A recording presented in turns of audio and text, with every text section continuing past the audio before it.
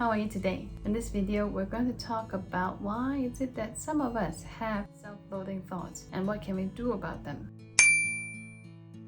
I'm Huey. I'm a licensed professional counselor at Heart to Heart with Me, and we post mental health education videos on a weekly basis. So I talked about self-loathing thoughts and under what situations are they more likely to pop up in this video. So check it out if you haven't already. And in this video, we're going to talk about why is it that we have these thoughts, where are they coming from, and what is it that you can do about them. Now, thing is, different individuals arrive at this self-hating state with different routes. It would make things easier to change if there's only one way that got people to self-hatred. Unfortunately, it's more complicated than that. So I do encourage you to talk to a mental health professional near you if you identify that you have these self-hating thoughts, saying I hate myself, I'm ugly, I'm no good, always mess things up, so that someone can be there for you and help you with it step by step. And that being said, here are some of the possible explanations or ways to explain how you got to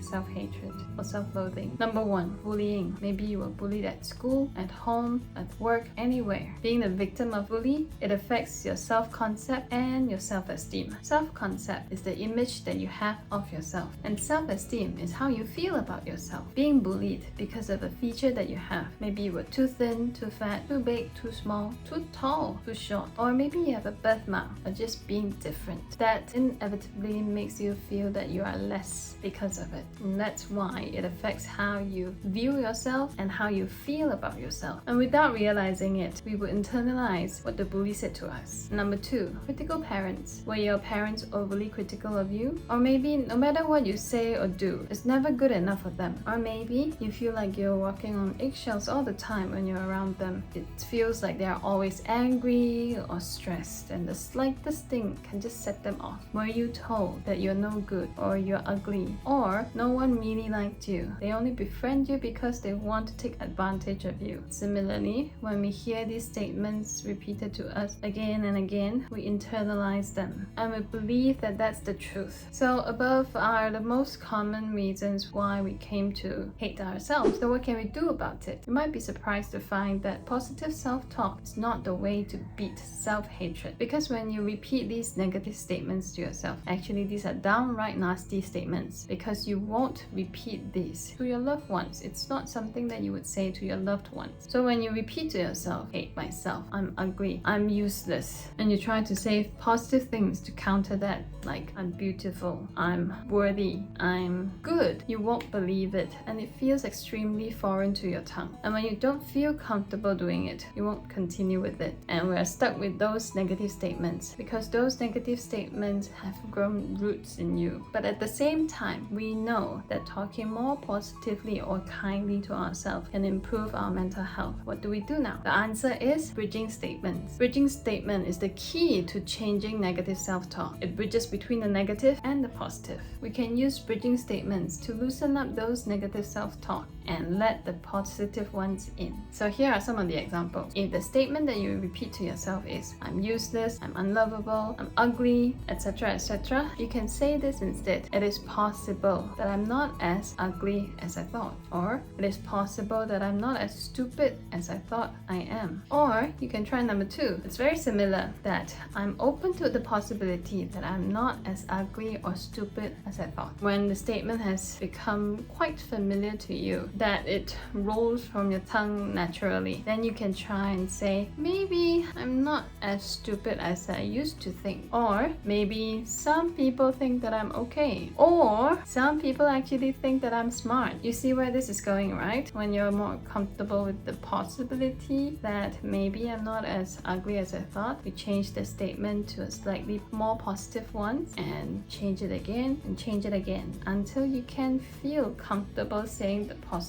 one. If you say to yourself that I always mess things up, then the way to counter that is maybe I don't mess things up all the time, or maybe I don't mess things up every single time like I thought. Next, if you say to yourself I'm unlovable, then this is the way to counter it. I can be open to the idea that some point in the future I can be lovable. Of course, you can make changes to the sentences to suit yourself as long as you make it sound sound like at some point in the future things can change. All we want to do is to loosen up that negative self-thought. The above bridge statements give us room to allow ourselves to know that things can be different sometime in the future. We don't have to take in the positive statements that is foreign to us right here, right now, but building the bridge between the negative and the positive. I'll put these bridge statements in the comment box so that you can copy them and put it in your phone. So you can pull them out whenever you find yourself saying negative things to yourself, and practice saying that I'm not as unlovable as I thought to yourself. And with enough practice and repetition, we can start to loosen up those negative self-talk and give room to positivity to grow. If you find the information helpful, give us a like and subscribe. Comment down below and let us know the question that you have about this topic. You are encouraged to use the information in this video to improve your mental health. However, this is not a substitute for professional help.